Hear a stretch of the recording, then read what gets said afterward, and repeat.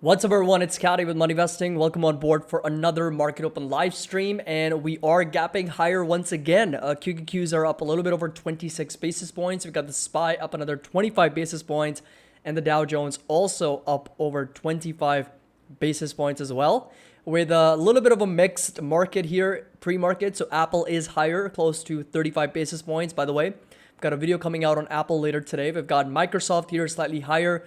Google's flat, and Tesla is indeed down because of Bernstein kind of reiterating the underperform rating on Tesla. So if you guys can see me and hear me, just give me a thumbs up. Just want to make sure the audio and the video is coming out great. And like I said, pre-market, very much flat. We did get the ADP numbers earlier this week, and we got the initial jobless claims this morning at around 8:30 a.m. Eastern, which I'm going to break down here shortly. And then tomorrow, don't forget, we've got 8:30 a.m. Eastern. The labor market report is going to be coming out. So we're going to get some good insight on the employment report for the U.S. So good morning, everybody. Thank you so much for joining. Good morning, everybody. So Chris says red t-shirt, so wearing red. Yeah, I mean, once a week I gotta, right? I have to. Tesla's down because Kathy Wood was buying yesterday, Kevin says. So we'll see what happens with Tesla today, right? Whether it continues to sell off or push higher. I've already kind of made a video about, my plan and what my plans are with Tesla moving forward with respect to options and shares. But Bernstein, once again, kind of reiterating Tesla as underperform. We got Etsy with a double downgrade from Jefferies from buy to underperform here. Spotify as an overweight from Atlantic Equities. Morgan Stanley reiterates Tesla as overweight. We got Marathon Petroleum as a buy from UBS. Phillips 66 as a buy from UBS. Target as a buy from Jefferies. We got Costco as outperformed from Bernstein. And we got Goldman Sachs as a buy from B of A. And TSMC as a buy from B of A as well. And then Apple outperformed from Evercore. And Meta as a top pick from Evercore as well. Meta outperformed from Oppenheimer. And FedEx as a buy from Goldman. Rivian as a buy from Mizuho. And LLE as overweight from JP Morgan as well. So right here, jobless claims coming in a little bit high of expectations here. 211,000 initial claims being filed in the last week, and that's up from 190,000, and that's also higher than what the consensus was at 195,000. So a little bit of an uptick in initial claims. Of course, the ADP numbers came out very strong. I'm actually going to be I'm going to be expecting a bit of a softening in the labor market tomorrow. Like, I wouldn't be surprised if tomorrow's labor market, which again, it's going to come out at 8:30 a.m. Eastern employment situation. I wouldn't be surprised if we actually get softer jobs. In other words, a little bit less job additions in the month of February than what we expect, and unemployment rate to maybe take up a little bit higher because of higher interest rates and how they're going to play a bigger role moving forward. So yeah, so I wouldn't be surprised if this number comes in a little bit soft. Maybe we don't add 223,000 in the month of February. Again, we'll find out soon enough. So we don't ever see you wearing green. I don't have any green T-shirts, Milan. If you wanna gift me one, if you wanna send me one, I'll happily wear it. But unfortunately, all I have, my wardrobe is either black or red. That's all I've got. Mostly black, and then few really good numbers on red T-shirts. That's all I have. I have no green T-shirts, unfortunately. So, but anyway, Tesla here down 1%. We talked about the 10-year yields. We've been talking about a lot of interesting charts. Again, if you didn't get a chance to watch my other video, I would highly encourage you to do that. We pretty much go over 4 macro charts that I think are super important. That pretty much, go over the fact that every time this has occurred, we've seen a recession later in the year, later in 2023, 2024, potentially because of all these indicators, 4 charts that I break down in my other videos. So definitely check out the most recent upload from a few hours ago. Get a yellow T-shirt to be neutral. Yes, I can do that as well. Milan says, I'm going to make one that says made in USA and send one to you in India when I come in November. Thanks. Thank you so much. You really don't have to do that. I appreciate it. Yeah, it sucks. The jobs numbers screwed up. You selling your Tesla options today. It was in the area you wanted to sell pre-market. Yes, it was. I was kind of looking at that, and Tesla pre-market has really pushed up. And if you take a look at Tesla shares, I mean, they were down to 175.95, right? At one point, Tesla was down close to 4%, 5%. came down to 175, but then pre-market we really have pushed up 2.6%. We're back up to 180. So once again, yeah, we have pushed higher. So we'll see what happens intraday. Again, the covered calls, there's plenty of time. Ideally I would have been very much pleased with 175 open. But right now it's kind of pushing right back up. So we'll see if Tesla gets bought up here intraday or if the selling pressure continues from this week. So far what we have seen from the market this week has been very neutral, I think. We are, for the most part, down 0.62%, but after today's pre-market gap up, we're only going to be down 30 basis points, and SPY is slightly down about 1.3% for this week, and the Dow Jones is down a little bit over 1.7%. So Dow really underperforming right now, really underperforming relative to what the S&P and the Nasdaq are doing. So Morning Caddy, please look at IoT stock. It has a good rally from January till now. So yes, we can take a look at that one as well. So Samsara is the name of the company. So it's got a market cap 10, almost $11 billion. So it looks like it's had a phenomenal last 3 months. Pretty much gone from $9.50 to as much as $21. So 131% gain. But again, however, we do have revenue increasing, but non-profitable companies. So unfortunately, losses across the board, quarter over quarter, year to date, still strong, very, very good. But the valuation, once again, trades at 16, almost 17 times sales, a little bit on the expensive side. And we've got 11.5 times price to book. Everything else we don't have for this company. So it's going to be on the radar, definitely. I mean, eventually, once they start to trade at a reasonable valuation, they're profitable, positive free cash flows, they're definitely going to be on the radar for more analysis in the future. So yeah, so jobs numbers, again, tomorrow, very, very important employment report. This is the consensus, 223,000, and that's really going to, participation rate is 62.4%. That's still expected to stay steady. Of course, if that number changes, this is also really important for unemployment rate, right? That's why I kind of cleared that confusion that even though we're adding jobs, it's possible that unemployment rate starts to go up because it's possible that there's more people entering the labor workforce. And as a result, unemployment ticks up even though we're adding a lot of jobs. And it can also work the other way. Even though we're not adding as many jobs, unemployment rate can still go down, meaning that more people are employed if people leave the labor force and kind of, the participation rate declines in the future. So again, there's a lot of course, math that goes into it. But just remember that a strong labor market pretty much gives more flexibility to the Fed. It kind of paves the way for the Fed to keep raising rates. And the more they raise rates, the higher the probability of potential recession, and even something breaking in the future, causing maybe even deflation, considering how money supply is contracting so much. And now M2 is now negative 2%. Every time it's happened, we know what happens then. It's not going to be a good picture for the U.S. So there's a lot of different, indicators kind of lining up together, confluence-wise. We talked about existing home sales, we talked about crude oil prices, and we talked about the yield curves, the spreads, and the money supply in my other videos. So I highly encourage everyone to check that out if you haven't already, because it really kind of gives you a full picture of every time this has happened, it's not worked out well for the markets. So Yenzer says, I like the beard. Thank you so much. I appreciate that. But that's going to go away, unfortunately, maybe tomorrow because I can't grow a beard. It's just not for me. So TQQQ for a day trade today. So we'll see, how the markets trade intraday. QQQ is still kind of gapping up a little bit from this resistance. So we'll see if it comes down to 298. That's going to be a decent support for the market. So we'll see if it actually breaks out above some of those moving averages and the middle VWAP and all those things. And we've got our intraday resistance watching at around 299.77. So, a couple resistance levels here on the 5-minute chart. So we got rejected a couple times here.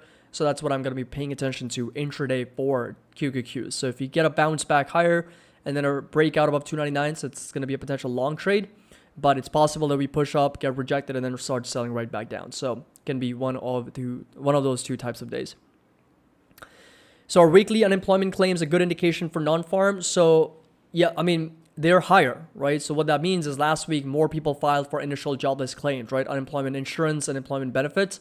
So, that does go to show that more than expected people were out of jobs, and hence why they were filing for initial claims. So it's possible that unemployment doesn't come in as strong as what it has been in the past. So that's why I'm a little bit more leaned towards a softer labor market report tomorrow. So Win, what's your prediction for Tesla today? Up or down? So it's kind of hard to make that prediction, Win. I really don't know, to be honest. But considering how the markets are gapping higher, I'm not going to be surprised if Tesla gets bought up here. I mean, it's already starting to get bought up pretty heavily. I mean, at one point it was down 4%. Like, come on. Now it's only down 40 basis points. Take a look at pre-market, right? I mean, it was down to 175, and then just take a look at how many buyers have stepped in since. It was trading at lows of about 175.91, so very, very strong support here. Kind of like a double bottom at 5 a.m. and then 7:40 a.m. And then immediately after that, it's just been rallying 3%. So lots of buyers already starting to step in. And I'll be watching this right here as a resistance intraday at around 182 for Tesla to see if it actually breaks out above that level or continues to get rejected. But right now, you can see that there is lots of buyers stepping in already.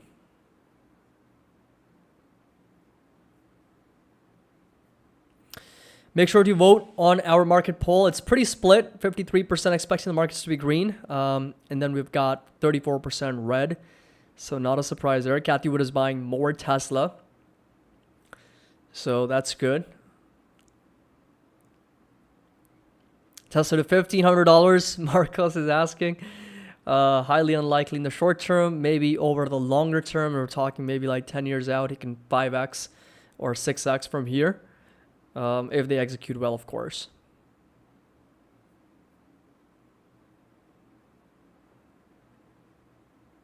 So you expect tomorrow unemployment will come in lower than expected. Sorry, I did not understand. So by softer, yes, I do mean that I do think, or I'm leaning a little bit more towards a softer labor market report, meaning less jobs added. And it's possible that we may get an uptick in the unemployment rate tomorrow. The consensus range is 3.4 to 3.5%. It's already super tight. Like, this is a 54-year tight labor market. And considering the initial claims and then just a amount of layoffs that we've seen, again, I've talked about this website in my previous video, layoffs.fyi. This pretty much tracks how many tech employees have been laid off so far in 2023, and that number is up to 127,000 already by 470 companies. If you compare this to in 2022, I broke this down a couple of weeks ago in another video, so you can check that out in more detail. But you can already see that in 2022 we had 1,049 companies laying off 161,000, but that was for the entire year. In 12 months, 161,000 employees laid off, specifically in the tech sector. But so far in 2023, we're already up to 127. So if you do the math, 127 divided by 161, that's 78%, almost 79%, and we're not even into 3 months into the year. So this goes to show the aggressiveness of companies laying people off. And again, these are some of the companies. If you go scroll all the way at the bottom here, list of over here. So again, these are the by month. So in 2023 in March, 31 companies already laying people off with over almost 5,000 people. And if you scroll down, these are the companies laying people off the most. You can kind of open that up on a new tab, and you can filter this out, right? So you can kind of see from the most to the least. Of course, Google is at the top, 12,000, Meta is 11,000, Microsoft, Amazon, Ericsson, Amazon, Salesforce, Dell, Philips, the list goes on and on. And for companies that have laid off entirely their entire workforce, 100%, there's also companies like that. So you've got, all these companies that I've never heard of, but they have pretty much apparently laid off 100% of their labor force. If you come down the list, we've also got companies laying off 75 to 80% of their workforce, 60% over here, 57%, 50%. I mean, the list goes on and on, right? 40%, 37%. It's just crazy, especially in the tech sector. The scene's pretty bad. But then you've also got, that's skilled labor, right? So you do get the opportunity to bounce back, but obviously not, if everybody's kind of laying off employees, especially in the tech sector, then you've got literally nowhere to go. So right now, even though we may have 10.8 million job openings, as we got from the JOLTS report yesterday, 10.8 million jobs, but you've got almost 6 million people unemployed. So I saw that on Twitter earlier. It was kind of funny. Somebody said 11 million job openings at McDonald's and 6 million software engineers unemployed. It's kind of like there's such a mismatch in labor demand versus people unemployed. That's one of the reasons why there's 2 vacancies for every 1 person unemployed because of the mismatch in skills and the demand for labor. So that's where we are right now. Robbie says Twitter will be 100% laid off soon. Yes, I feel like Elon Musk is going to be the only person pretty much working there, I feel like, at some point. But yes, Meta also reportedly laying people off. I talked about it yesterday in my other videos. So there's news that there's some speculation that they are going to announce layoffs sometime this week. I don't think we've got the official news from the company, but they did gap up pretty well on that news. And right now they're pretty flat, just trading over 185 at the moment.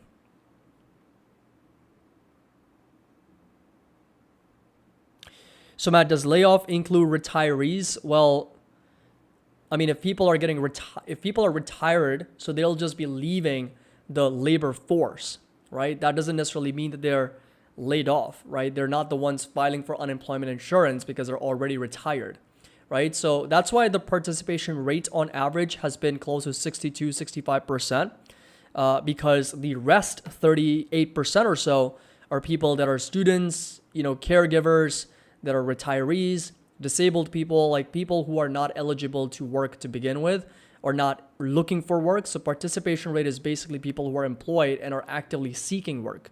So that's why on average it's been around 62, 65%. That's been kind of like the norm. Even if you go back 20 years, 30 years, it's been quite at around 60, 62%. Even though the population's grown, of course, older generations retiring, new people are joining the workforce. That's been the norm here, 62 to 60% in participation rate. All right, so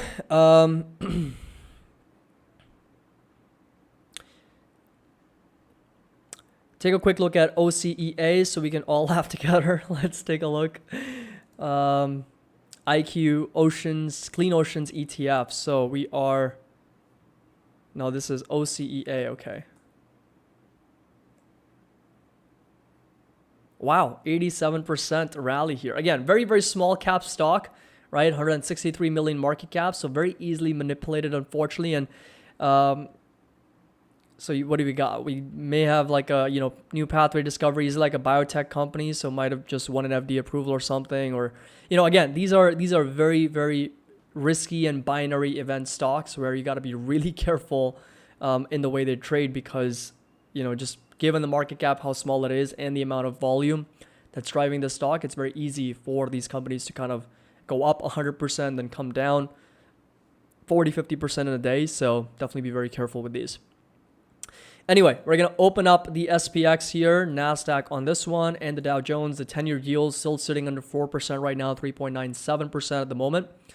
And we'll see what today brings for the market. I'm going to end the poll here now.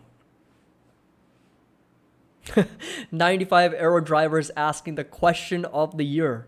Who is buying NVIDIA at these prices? For real. Who is? Show me that person.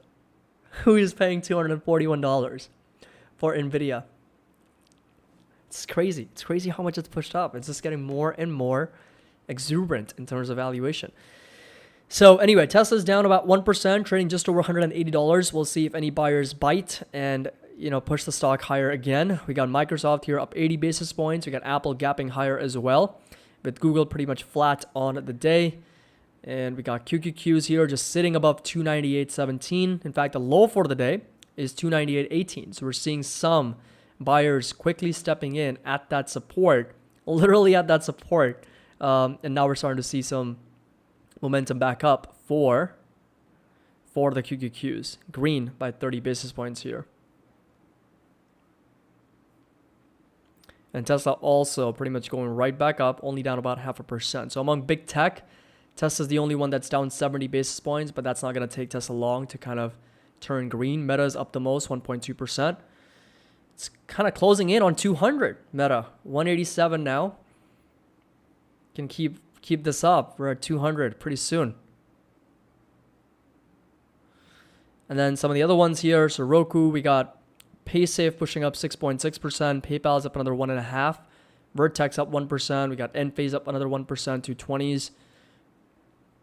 There we go. Tesla's now almost green.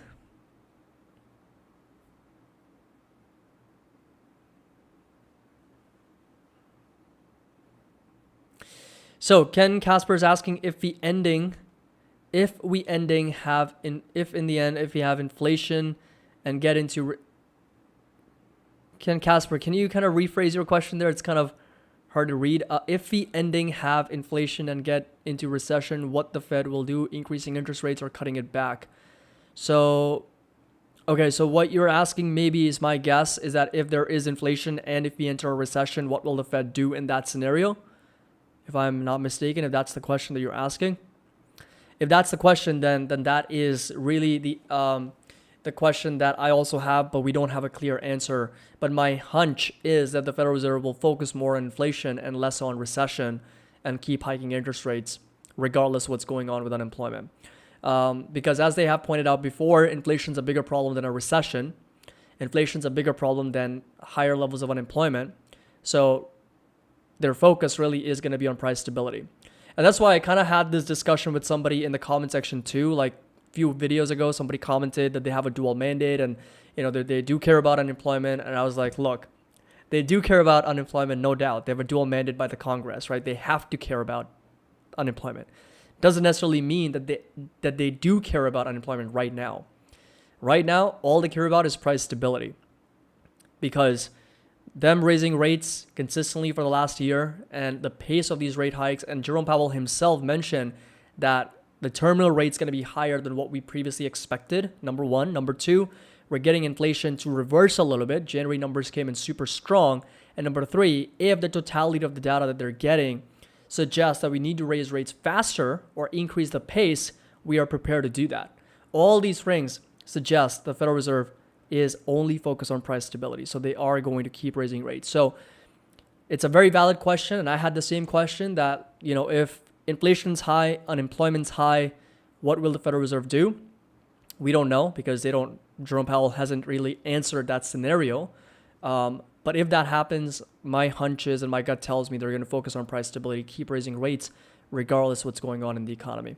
But eventually they will break something. That's just the bottom line.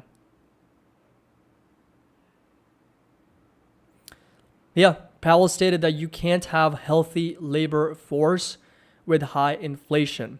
Yeah, and that's eventually you can't, right? If this keeps on going on, eventually you can't have that. So if inflation stays higher for longer, eventually something will break, in my opinion, because interest rates will keep going higher. So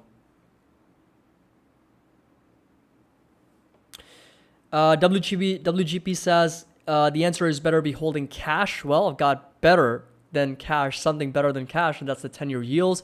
Well, that's the yields in general, right? If you take a look at the 6-month, you can get paid 5.2% for holding U.S. Treasuries and T-bills. That is a phenomenal return, in my opinion, and definitely, does lead to some flight to quality, in my opinion, just considering where those yields are. So it's about as good as risk-free.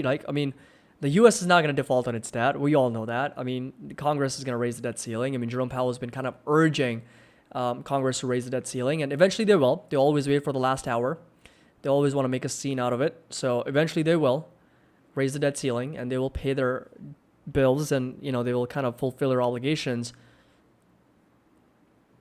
So again, it's not going to be a problem of the United States credit kind of getting re-rated or anything. It's still going to be AAA.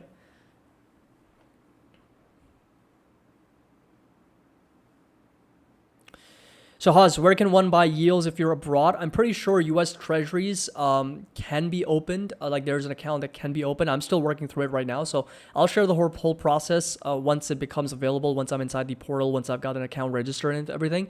But right now I'm kind of going through the process. And U.S. Treasuries, again, foreign investors invest in U.S. bonds all the time. That's pretty much where the demand comes from U.S. For U.S. Treasuries is foreign investors pretty much buying U.S. Treasuries. So I'm pretty sure you can definitely contact U.S. Treasuries and kind of get in touch with them through Treasury Direct, and they will help you out in kind of opening that account.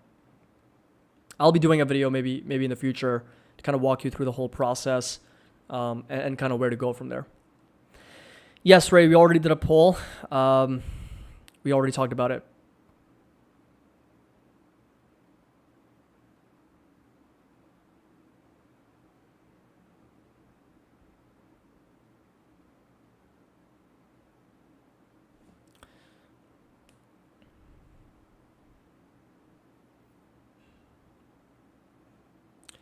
Is there a stock to hold treasuries? So there are ETFs that, again, I've been exploring a little bit, but the problem is that they don't have a lot of volumes right now because they're fairly new.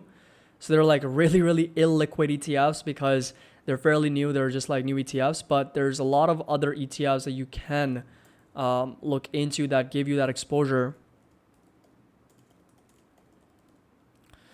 So, right, of course, TLT is one. Then we got IEF, we got SHI, 1 to 3 year Treasury bond ETF. This one, for example, of course, gives you a yield about 1.64%, but then also that capital appreciation. But let's just see if there's any.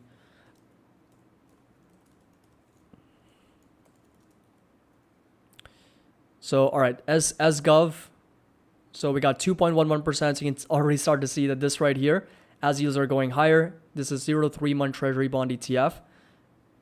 2.3%. But again, these are like a really, really slow moving because you're not going to find a lot of volume with these. And 2% dividend yield and the capital appreciation is, not that great because this is mostly like if you take a look at week over week, take a look at this chart, right? But you think that this is like the stock going to the moon, right? You think, oh, this is massive gains. No, it's moved from 97 to 100. That's like 2.3% for, since March 22 to March 23. But on top of that, you're getting another 2% in dividend yield. So you're getting kind of combined that about 4.5%, closer to 5% in dividend yield plus capital appreciation through holding this ETF, of course. But I'm going to be looking at other ones as well. I mean, this is not the only one. We'll definitely be looking at some other ones that are coming on the market now, newer ETFs that kind of give you that exposure to treasuries.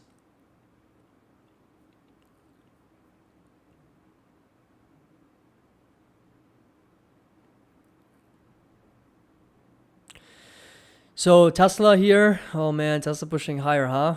Up another 0.5% here. Buyers really stepping in. There we go. Market's starting to push right back up. Apple's green. I have a video coming out on Apple later today. I've got lots to talk about for this stock. They're just doing something crazy over the last several decades here. We got Microsoft pushing up 93 basis points. Google also green now.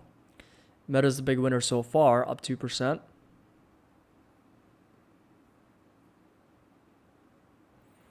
We got PayPal here, 3% moving up very, very nicely. Let's take a look at Alibaba, see how that stock is doing. So right now down 2%, sitting right at that support at $84, $85. Let's take a look at Enphase. Enphase here, just sitting at that support at 220, 218, around those levels.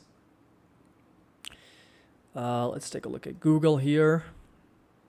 Pushing up nicely, 62 basis points. PayPal, very nice rally back up. Good day for PayPal here so far.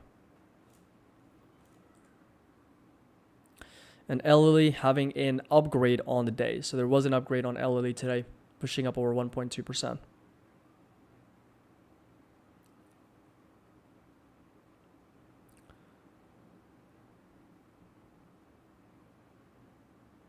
Milan says, Caddy, they don't want to let you out of your Tesla covered call. It's possible. I mean, pre-market, it was trading at that level. Like, it's just crazy how quickly it gets bought up. You know what I mean? Like, if pre-market we were able to trade options, I would have been out and about. But no, you got to wait till the market open. And it already moved up like 3%, before the market opens. So, going to have to wait. But I'm still going to be interested in, let's say, selling some cash good puts, considering that it's, down to 183. So one good red day for Tesla, and that's going to be done. Like, that's all I needed. Like, I just need like one good red day, and I'm out of my calls, and I'm selling cash good puts. Like, I'm just like done with it. But then today, of course, buyers stepping right back in. Once you're in, you're in. I decide when you leave.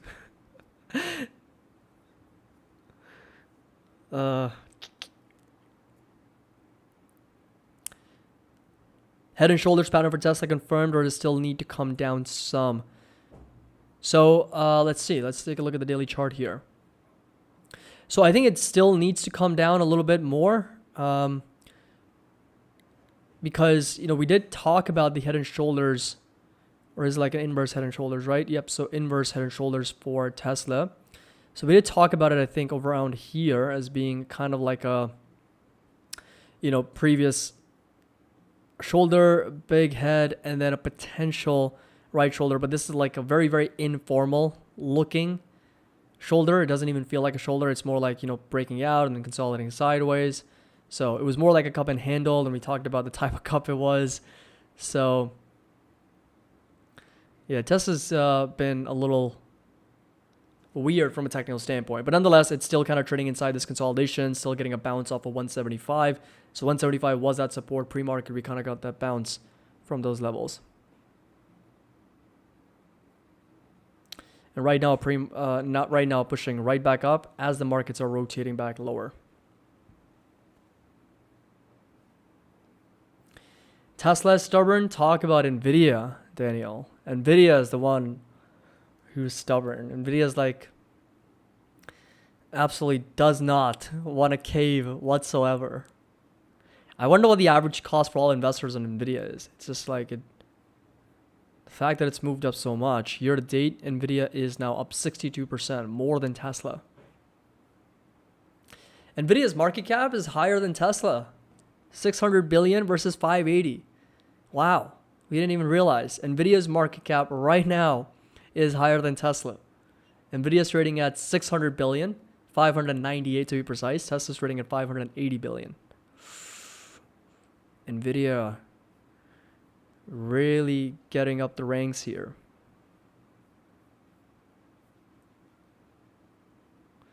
So let's take a look at XBI, biotech. Lots of consolidation for biotech. It's been pulling back since the beginning of February, so down 13%. Of course, February was brutal for all sectors, down 3% year to date. So all in all, just, lots of consolidation here. Support level is going to stay put at 74. Call it even 77. So in between that range, $74, $77. We got a resistance and a target sitting up to 97. So really not a lot of volume for biotech at the moment.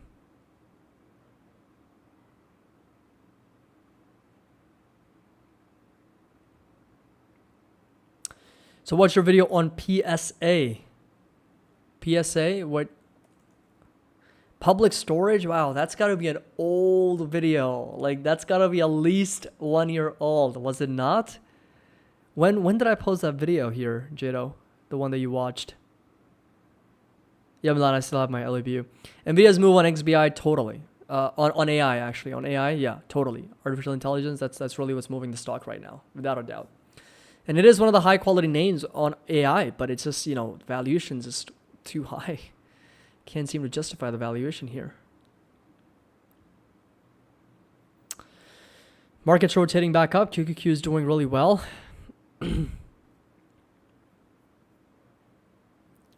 Quick take on advertising here. Everything is green except for PubMatic and APPS slightly lower. ARK Invest ETS having a good day. They're all green right now. Banks are also higher. Well, PayPal and Square is, but all the traditional banks are lower. Bank of America, JP Morgan, BlackRock, Credit Suisse, Barclays, all selling off 0.5% to 1%. We got Chinese stocks also selling off quite aggressively. NEO is down 2%, Alibaba is down 2%, Li Auto is down 3%. Then we got Dow 30. JP Morgan, so the winners, American Express and Chevron. And energy sector, they're all pushing higher with crude oil.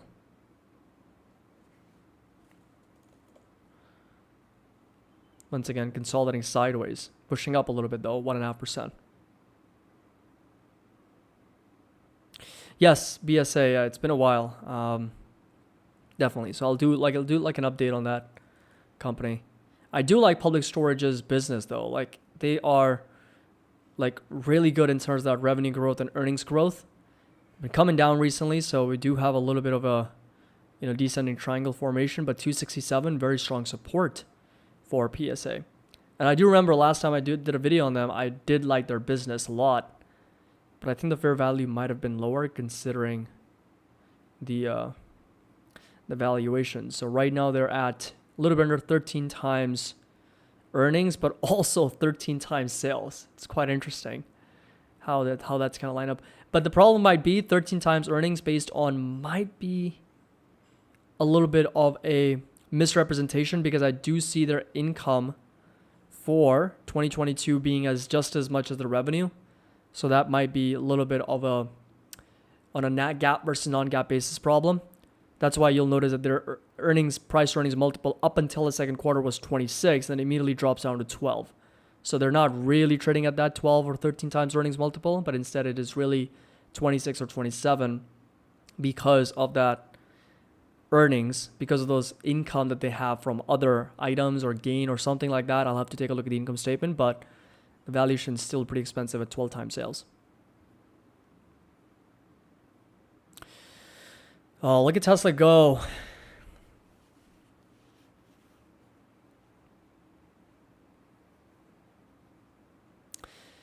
So, Kang, healthcare, healthcare tends to be a little bit more recession proof.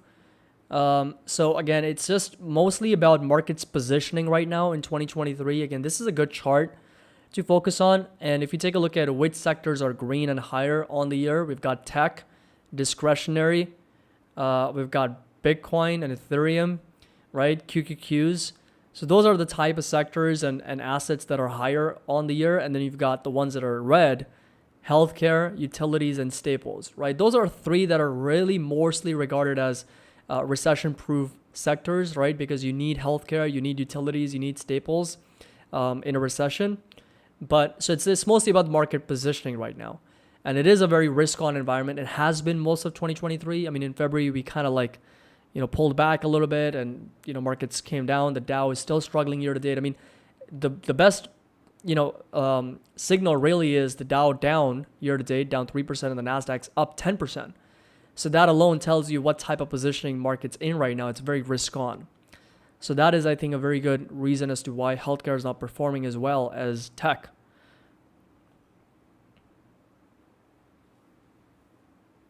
Yeah, so Chris says, healthcare was a solid defensive in 2022, dropping now because market is moving back into discretionary and tech and more risky sectors, and that's where the money's flowing to.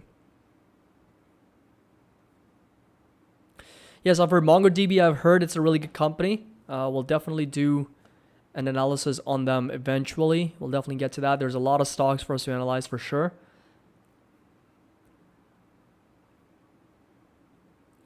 But in terms of ETFs, winners on the day right now, Home Builders and Suppliers ETF, NAIL. That's the ETF. That's 4%. We got ERX. That's your energy ETF. FNG, of course. You've got your all tech levered, FANG tech levered. TECL, Technology Bull, TQQQ, everything pushing up 2 to 3%. The ones that are down, obviously the opposite, inverse ETFs that are on the downside. EVs, Tesla up 1.4%. Workhorse is up 2%. FinTech, PayPal is leading the way, up over 4%. We got Square, Upstart struggling down 2.3% at the moment. Strong day for the markets. Not really so much strong, but really positive. Good. Decent day. So David, yep, could be just oversold technicals for PayPal. Let's see if they have any catalyst driving this move higher. Let's see, job cuts. Could be PayPal cutting maybe some jobs here. Let's see.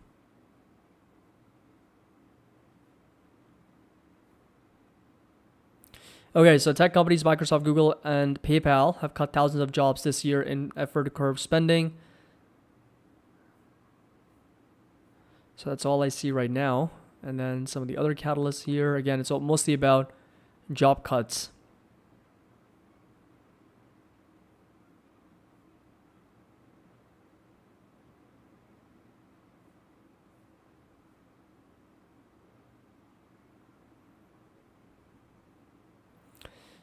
Yep, so Silvergate also has been on the news quite a bit as an institutional crypto seller, of course, but PayPal and MasterCard are already distanced themselves.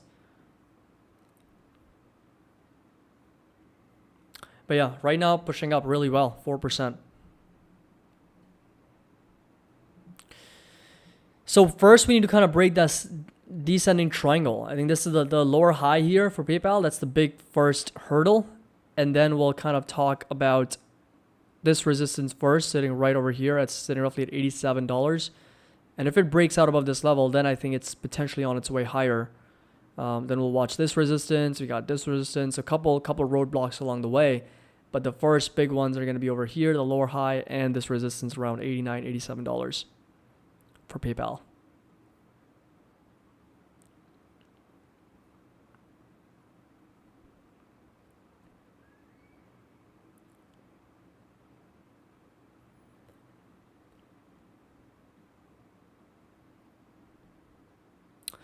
So that's going to be it for today, everyone. Thank you so much for joining in. I really appreciate it. I definitely want to suggest that you check out my other video going over the 4 charts from a more macro perspective, kind of zooming out a little bit, going over charts, over the last 150 years from the 1800s and everything, certain events have happened and taken place, what's followed in the future. So we're going to going over that and 4 charts that are really, really important from a macro perspective. So check out if you have the time, and I've got an analysis on Apple coming out later today. So thank you so much for joining. I really appreciate each and every one of you. A little bit of a shorter live stream because we are done with the 2-day testimony from Jerome Powell. But tomorrow I will be live to cover that employment report, the labor market report that comes out at 8:30 a.m. Eastern. So thank you so much. Hope you all have a great day. Subscribe if you're new to the channel, and make sure that you drop the like on this live stream. Happy investing, and I will see you all in the